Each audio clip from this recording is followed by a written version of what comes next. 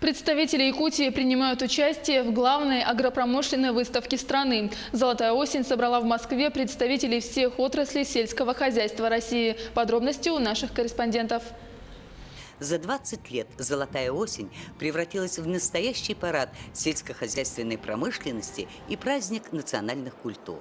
Министерство сельского хозяйства Российской Федерации при поддержке правительства Москвы сумели сохранить лучшие традиции всесоюзных выставок, дополнив их современными технологиями. Мы привезли с собой более 15 предприятий. Традиционно мы привезли те продукции, которые отражают климатические условия и характер нашего производства. Это в основном рыба у нас, белая рыбица, это жеребятина, это оленина, это наши дикоросы, это наш чай и это наши молочные продукты, такие как масло и сыр. «Золотая осень» – это не только выставка, но еще и продажа. Поэтому мы отправились в наш павильон, чтобы узнать, как там обстоят дела. И увидели, что к витринам не подойти. Я его покупаю сейчас. Я не просто попробовал, я его покупаю сейчас. Очень качественный, да, очень качественный сыр. Из мягких, скорее всего, не выступает. Твердый – это немножко другая ценовая ниша. Мы продаем наш сыр алекминский, фирменный. Он стал брендом Якутии.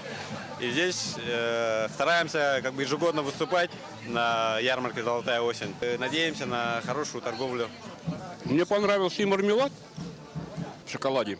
Вкусно. И то вкусно. Выставка замечательная, надо сказать. Я люблю Якутию, я все время покупаю, там у них разные сладости, рыба у них очень вкусная.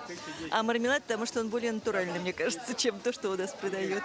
Мы приезжаем каждый раз из года в год сюда, чтобы познакомить москвичей с нашей вкусной продукцией. Ее можно купить только на этой выставке, да. Мы привезли полтонны мяса, из жеребятины, из оленины. Все вкусно, люди покупают, но каждый год даже постоянные клиенты есть.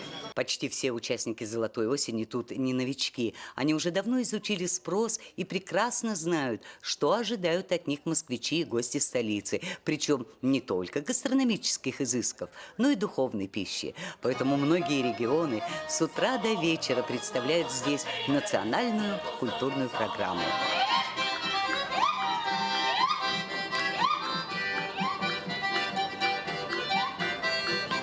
Мы всегда ожидаем то, что на фестивале национальных культур из всех павильонов люди больше всего любят и приходят к нам. Поэтому мы ожидаем то, что те 14,5 тонн продукции, которые мы привезли, они будут распроданы за эти 3 дня. И все уедут довольные и счастливые. Да. Так, главный смотр отечественной сельскохозяйственной отрасли продолжается. Наталья Сазонова, Михаил Кулаков, Москва.